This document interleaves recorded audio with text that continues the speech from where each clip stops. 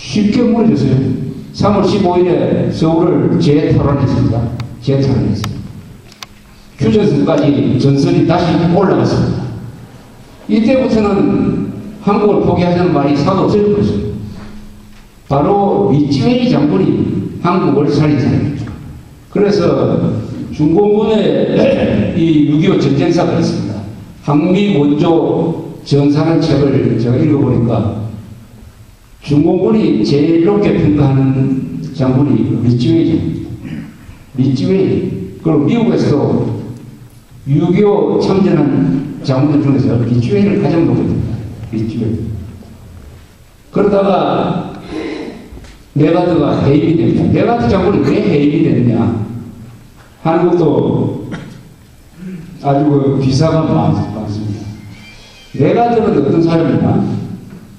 아버지가 유명한 장군이었습니다.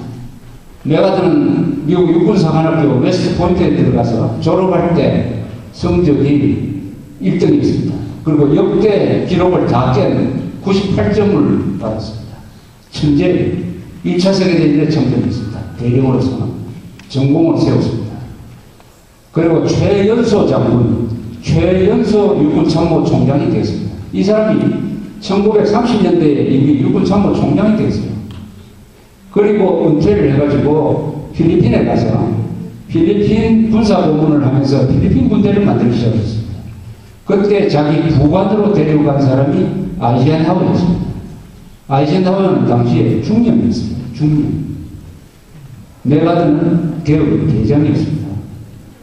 그러다가 아이젠하워가 2차 세계대전 때 중령 대령 준장, 소장 해가지고 원수까지 올라가서 메가드하고 아이젠하워가 같이 원수 계급장을 달게 됩니다만 이처럼 메가드는 엘리트 포스를 밟았고 자신이 생각해도 자기가 제일 똑똑한 장군이라고 생각을 하고 또 2차 세계대전 때는 이 연합군 사령관으로서 미조리 함상에서 일본의 항복을 받은 사람이고 그 다음에 일종의 일본 점령군 사령관이 되어서 일본 총독 역할을 하게 되었습니다. 그때는 천황도 오라면 오고 가라면 가는 사람이 되었어요.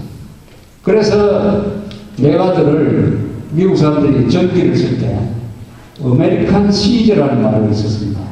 시저가 로마가 지금 프랑스 지역을 점령을 했을 때 그 고을 지방의 통치자였습니다. 거기에 빗대가지고 메가드는 일본을 자기 영토인 것처럼 좌지우지했다고 해서 아메리칸 시저라고 합니다.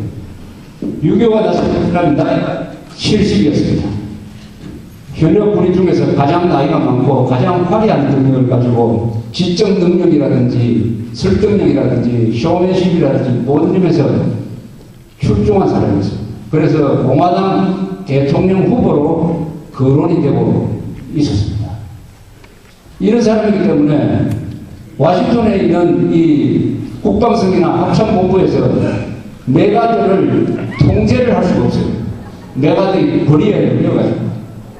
그러니까 메가드 보통 장군 같으면은 중공군 개입을 오판을 하면은 당장 목이 날아가는데 아무도 메가드의 목을 칠 사람이 없었습니다. 그만큼 거리가 강했습니다. 그러나 왜 메가드가 해임됐느냐 하면은 메가드 장군이 트루만 대통령이 하지 말라고 한 이야기를 한 3번쯤 했어요. 이 사람이 기자들한테 이처럼 우리가 공경에 처한 것은 워싱턴에 있는 사람들이 우리의 손발을 다 묶어놓았기 때문에 우리가 마음대로 살 수가 없다. 그래서 이 공경에 처한 구태한 이 책임을 트루만 쪽으로 밀어버렸어요. 이런 이야기를 한 서너 번 공개적으로 하니까 아 이건 안 되겠다 해서 1951년 4월에 트루만이 메가드를 해임을 합니다. 그럼 메가드는 돌아옵니다. 돌아오면은 미국 국민들의 관심을 받아요. 미국 의회에서 연설을 합니다. 그 연설의 마지막에 나오는 유명한 말이 있지 않습니까? 노병은 죽지 않는다, 사라질 뿐이다 하는 그 유명한 연설. 영어로 쓴 연설 중에서 가장 유명한 연설입니다. 그걸 읽어보면은 메가드라는 사람은 문필 전문가로서도 천재구나 하는 것을 느낍니다.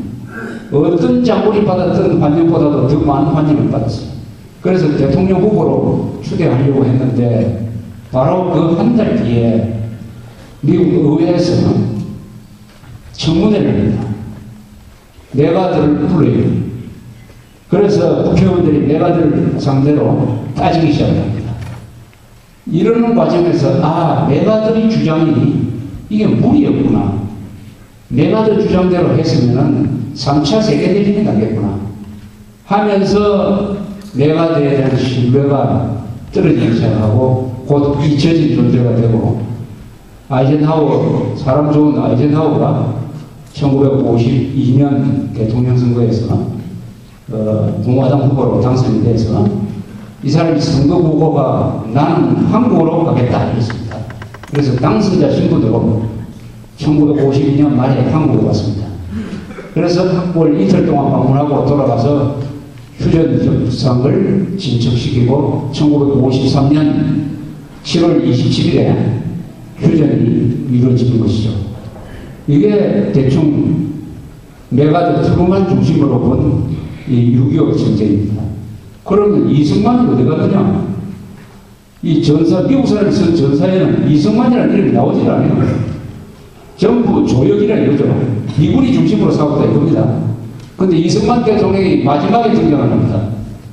6.25라는 이 드라마의 마지막에 주인공으로 등장한 사람이 이승만이에요.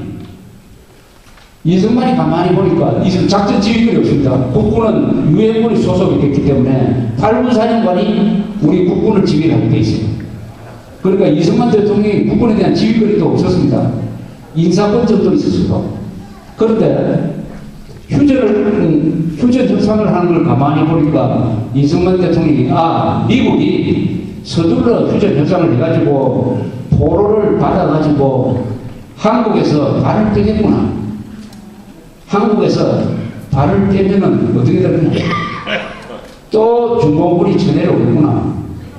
이렇게 해서는 안 되겠다. 한미 사호 방위조약을 맺어야 되겠구나.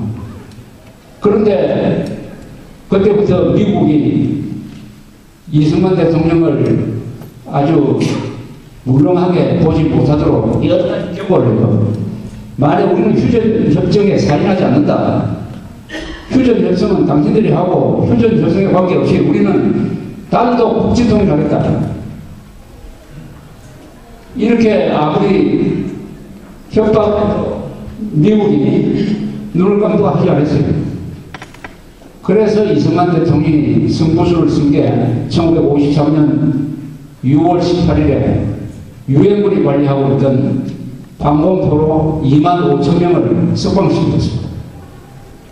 그러니까 그 경비를 쓰고 있던 미군들을 꽁꽁 묶어가지고 쳐놓고 우리 의병들이 가서 문을 열어가지고 수용소에 갇혀있던 방공포로들을 다 석방시켰습니다.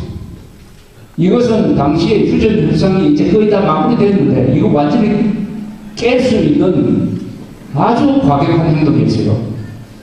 이걸 통해서 미국은 뭘 알았느냐? 이승만 대통령이 하자는 대로 안 하면은 이게 휴전 협상이 이루어지지 못하겠구나. 그때 이승만 대통령이 세 가지 요구를 해요.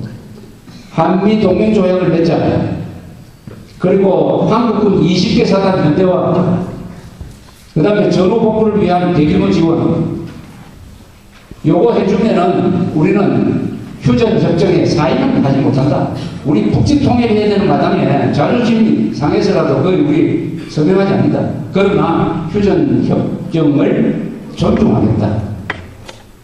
이러니까 아이젠하워 행정부가 그 이승만을 달래는 차원에서 특사를 보내가지고 만들어진 것이 오늘날 대한민국의 생명줄이 된 한미 상호 방위조약입니다.